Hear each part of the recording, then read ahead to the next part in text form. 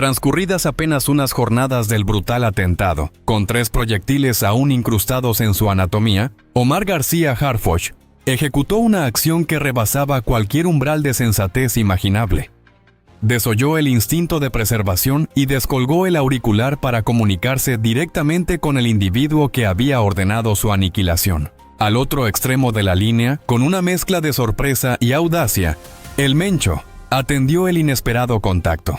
En esa habitación aséptica de nosocomio, y bajo la penumbra de las 2 de la madrugada, no germinó una operación táctica ni se delineó una estrategia de seguridad. Tampoco se concibió una misión de índole institucional. Lo que realmente surgió, con una fuerza arrolladora e inextinguible, fue un propósito de retribución personal. Nemesio, soy Omar García Harfuch. Entiendo que mis palabras te alcanzan. Tu era ha llegado a su fin. La réplica del cabecilla criminal, inicialmente una exclamación de asombro, y se transformó rápidamente en una cascada de incredulidad y furia. ¿Pero qué diablos? ¿Eres tú? No, detente, esto es inaceptable. Este hombre ha sobrepasado todos los límites. Maldita sea. El supuesto muerto que no logró perecer está llamándome a mí, desde su lecho de hospital, con mis propios plomos aún en su cuerpo. Esto es inaudito. Jamás anticipé una osadía semejante. ¿Crees que me infundes pánico? ¿Piensas que me provocas nerviosismo? Aquí me tienes. Ven por mí. Si es que posees el valor que pretendes, veremos si realmente te atreves, canalla. 200 proyectiles detonados en apenas 90 segundos. Un lanzacohetes de tecnología bélica empleado en las arterias más selectas de la metrópolis mexicana. 3 automotores acorazados reducidos a meros amasijos de metal. En el epicentro de esta vorágine, un ser humano con 3 impactos balísticos en su cuerpo, cuya supervivencia desafió todas las probabilidades médicas. Desde aquel aciago amanecer, este individuo no conoció el reposo, entregándose a la misión de materializar aquello que acaban de presenciar, establecer contacto, emitir un mensaje y ejecutarlo. Hoy desvelaremos un relato que, hasta ahora, ha permanecido velado.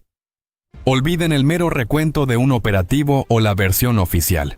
Nos adentraremos en el trasfondo de 3 conversaciones telefónicas que redefinieron, de manera irreversible, la contienda más brutal y sangrienta del crimen organizado mexicano en la actual centuria. Estas comunicaciones, sostenidas entre el hombre que estuvo al borde de la muerte y aquel que ordenó su ejecución, sellaron un destino compartido para ambos. Si buscan comprender más allá de los titulares superficiales y anhelan acceder a investigaciones que rara vez encuentran eco público, les extendemos una cordial invitación. Consideren unirse a nuestro canal. Su apoyo es el motor que nos impulsa a seguir desenterrando estas historias y nos permite compartir narrativas sin filtro.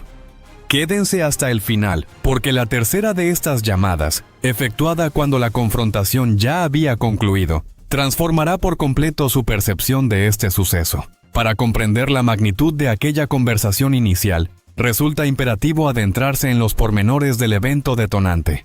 Lo acaecido la jornada del 26 de junio del año 2020, a las 6:43 del alba, en la calle Molière de la colonia Lomas de Chapultepec. No se trata de un simple registro histórico, sino de la vívida y cruda experiencia física que marcó a quien se encontraba dentro de aquel convoy blindado. Omar García Harfuch, con sus 37 años de edad, ostentaba el cargo de secretario de Seguridad Ciudadana de la urbe más populosa de América Latina, siendo el funcionario de menor edad en asumir tal responsabilidad en la historia contemporánea. Este estratega de inteligencia, metódico e imperturbable, había forjado en pocos años una reputación de eficacia. Aquella mañana, su caravana avanzaba rutinariamente cuando el entorno explotó. Los sicarios del cártel Jalisco Nueva Generación habían estudiado la ruta durante semanas, identificando el punto de menor visibilidad. Coordinaron a decenas de hombres armados con un arsenal inadmisible para civiles, un lanzacohetes de uso militar, rifles de asalto y la instrucción de no dejar ningún superviviente. Y más de 200 proyectiles fueron descargados en 90 segundos.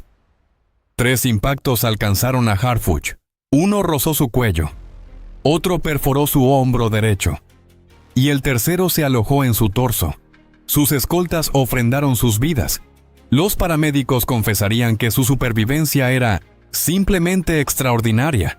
Horas después del atentado, el cártel Jalisco Nueva Generación difundió un comunicado rubricado por su cabecilla, Nemesio Oseguera Cervantes, conocido en los círculos de seguridad con el apelativo de El Mencho, un nombre que solía pronunciarse en susurros, cargado de respeto y temor.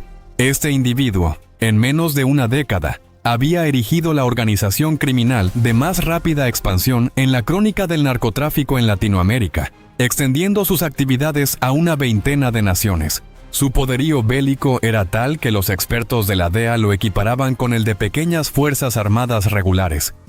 Y su habilidad para eludir al Estado mexicano le había granjeado una reputación cercana a la leyenda. El comunicado no era meramente una declaración, era una misiva implacable, dirigida no solo a García Harfuch, sino a la totalidad del engranaje de seguridad nacional. El mensaje implícito era diáfano. Podemos infiltrarnos donde deseen, podemos agredir a quien nos plazca. Ninguna posición es lo suficientemente elevada para quedar fuera de nuestro radio de acción. Sin embargo, lo que el Mencho no logró calcular fue la reacción posterior.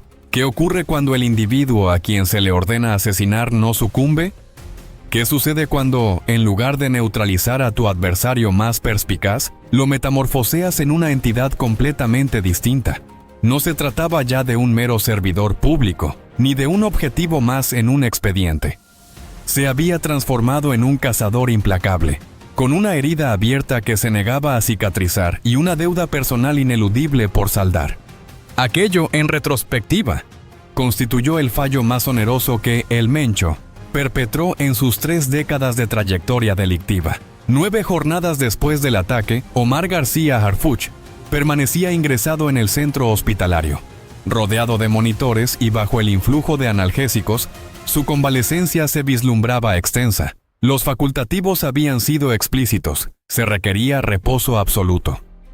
Pero a las 2 de la madrugada del 9º día, Harfuch, con determinación, solicitó a sus custodios que desalojaran la habitación y desconectaran las cámaras de seguridad internas. No quería el equipo oficial, sino su teléfono personal. Marcó una secuencia numérica que, por ningún motivo lógico, debería haber poseído. Y en algún paraje recóndito de México, en un enclave que había eludido la inteligencia, un aparato emitió 3 vibraciones. Ya sé que tienes gente que te informa quién me llama antes de que atiendas. Si contestaste, fue por tu propia voluntad. La voz de Harfuch, a pesar de la debilidad, resonaba con potencia.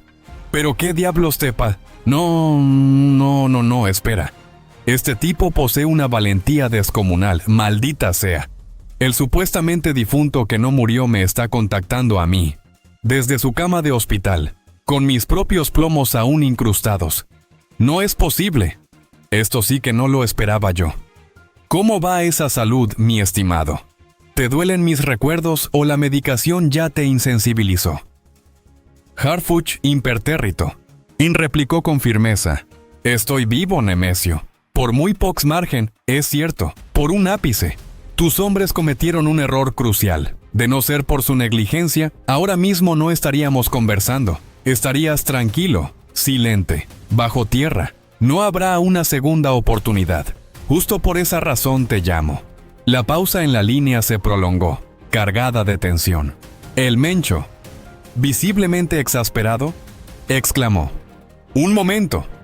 ¿Quieres decir que este individuo, con mis balas aún alojadas en su interior, desde su lecho de convalecencia se atreve a llamarme para emitirme un aviso? Esto es increíble. No es una amenaza, es un simple aviso». Harfuch no titubeó. A ver, escúchame bien lo que te voy a decir, Harfuch. Escúchalo con calma. Han venido muchos perros babos a ladrarme. Policías, militares, agentes de la DEA, puros cobardes con credencial y ganas de sobresalir. ¿Y sabes qué pasó con todos ellos? Se callaron. Solitos se callaron o los callamos nosotros. Y tú no eres diferente, mi estimado. Eres otro funcionario con delirios de grandeza que se va a callar igual que todos. Omar García Harfuch retrucó con una verdad ineludible. Ninguno de ellos te llamó con tus propias balas aún en mi cuerpo. El Mencho, con su voz endurecida, inquirió: Oiga, ¿qué demonios pretende de mí?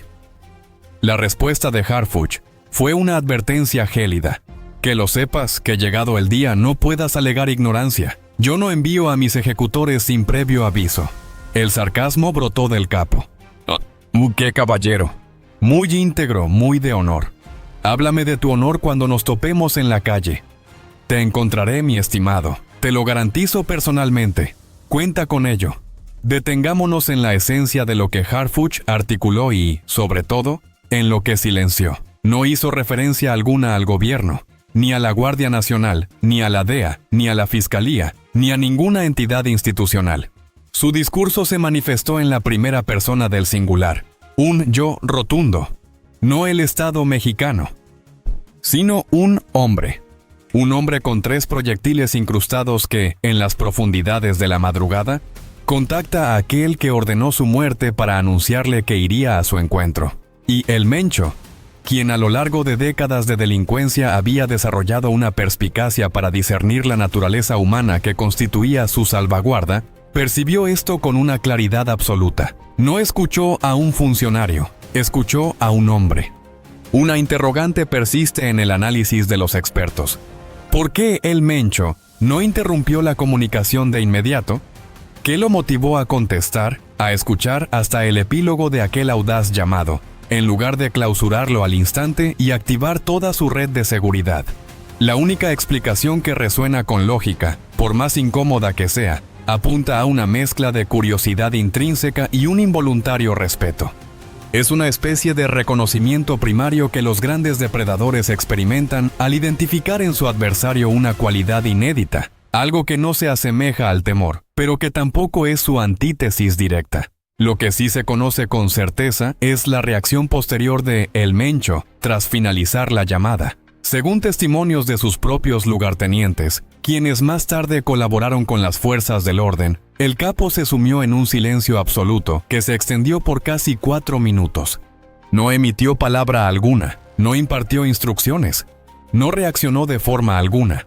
4 minutos de una quietud sepulcral que, en el vertiginoso y paranoico universo del crimen organizado, equivalen a una eternidad. Fue este el primer indicio palpable de que el equilibrio había mutado de forma sustancial. La estrategia que Omar García Harfuch orquestó durante los meses subsiguientes al atentado desconcertó por completo a los analistas. Se esperaba la respuesta predecible, un asalto masivo, operativos espectaculares, arrestos mediáticos. El tipo de acción política que el sistema mexicano había dado durante décadas, más para la opinión pública que para resultados reales. Harfuch, sin embargo, optó por la antítesis. Desapareció del radar mediático, público y político. Mientras su cuerpo se recuperaba, los equipos bajo su mando operaban en un sigilo absoluto, sin conferencias de prensa ni declaraciones triunfalistas, y sin gestos visibles que el cártel Jalisco Nueva Generación pudiera monitorear. Lo que Harfuch estaba edificando no era una simple operación puntual, sino una estructura integral, un sistema meticulosamente concebido que se erguía en las sombras, lejos de los reflectores, pero con una determinación implacable. La primera fase de este metódico plan se centró en la arteria vital de la organización criminal, sus finanzas. Las unidades de inteligencia financiera, bajo la dirección de Harfuch, llevaron a cabo un mapeo exhaustivo y con una exactitud sin precedentes de las intrincadas redes de lavado de dinero del cártel Jalisco Nueva Generación, rastreo de cuentas bancarias en territorio mexicano, identificación de empresas fachada diseminadas por Estados Unidos, detección de cuantiosas inversiones inmobiliarias en España y a lo largo de Centroamérica. La instrucción inicial era clara: no tocar absolutamente nada. El objetivo primordial consistía en trazar un mapa completo y exhaustivo de toda la estructura económica antes de ejecutar el primer movimiento. La razón era estratégica y vital. En una red financiera de la magnitud del CJNG, la alteración prematura de cualquier nodo por insignificante que pareciera, provocaría la inmediata desintegración y dispersión del resto de los componentes en cuestión de horas, evaporando años de investigación y planeación. La paciencia era, en este juego de ajedrez, y la virtud cardinal. En segundo lugar, la estrategia se volcó hacia los lugartenientes de la organización. García Harfuch implementó una lógica que sus predecesores habían desatendido. Los grandes cabecillas no sucumben en solitario.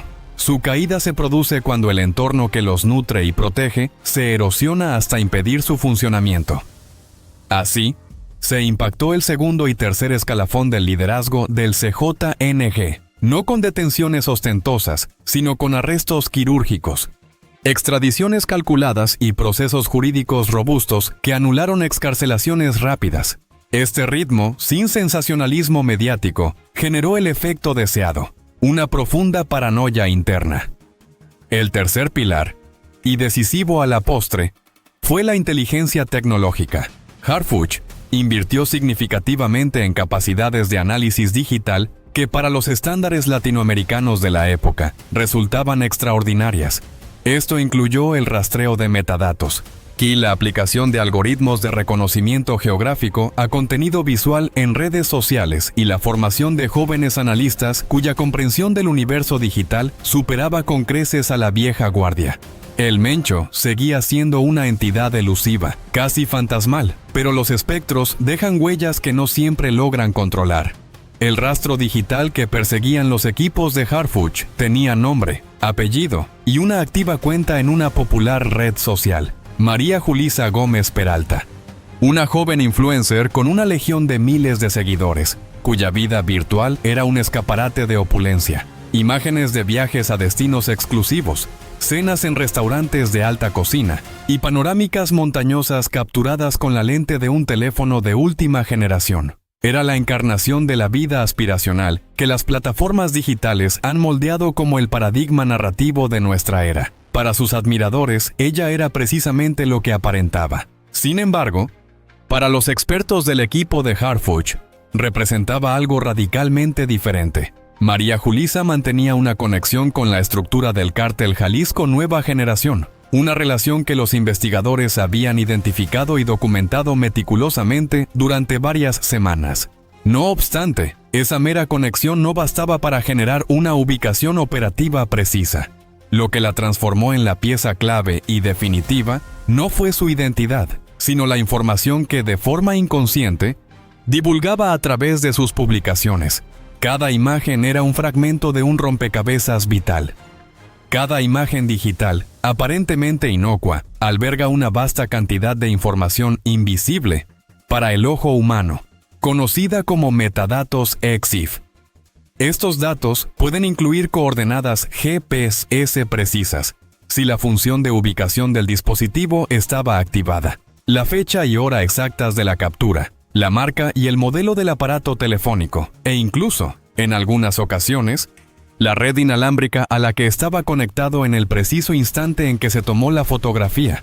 Pero la sofisticación de la fotografía forense moderna va mucho más allá, incluso sin una señal GPS directa. Es capaz de extraer indicios geográficos de detalles que, para el observador común, pasarían completamente desapercibidos. Una simple fotografía de un paisaje, por ejemplo, donde la vegetación presente puede permitir la identificación de una zona climática de apenas 100 kilómetros cuadrados. El ángulo de las sombras proyectadas por los árboles, mediante cálculos astronómicos elementales, posibilita determinar la latitud y la orientación exacta del paraje. Era un juego de paciencia y perspicacia, donde cada píxel revelaba una coordenada oculta. Un detalle arquitectónico distintivo en el fondo de una autofoto, como un estilo de construcción en adobe casi exclusivo de ciertos municipios serranos en el norte de Jalisco, redujo el radio de búsqueda a unos 30 kilómetros. Y una vista particular desde una ventana, al ser cotejada con imágenes satelitales de alta resolución, pudo finalmente identificar una propiedad específica en las afueras de un municipio concreto. Así se llegó a Tapalpa, en la Sierra de Jalisco, una localidad renombrada por su esplendor paisajístico, su clima templado de montaña y sus fincas de recreo, frecuentadas por familias de la alta sociedad jalisciense. Este tipo de emplazamiento resultaba ideal para un individuo que necesitaba ocultarse de forma efectiva, pero que no podía o no quería renunciar a ciertas comodidades, permitiéndole erigir un refugio sin despertar sospechas inmediatas. Los analistas dedicaron semanas enteras a cotejar y verificar esta compleja información, a reducir el margen de error a un nivel operativamente aceptable, y a confirmar que lo que poseían no era una mera hipótesis, sino una coordenada real y verificable. Fue en ese momento, cuando el cerco finalmente tenía una dirección física tangible, que Harfuch descolgó el teléfono por segunda vez. No en los comunicados oficiales, ni en los efímeros titulares de prensa, sino en las llamadas sigilosas de las 2 de la madrugada, en las promesas que nadie escucha, y en las decisiones de hombres que cargan con el peso de proyectiles ajenos, es donde reside la verdadera mecánica del poder en el México contemporáneo.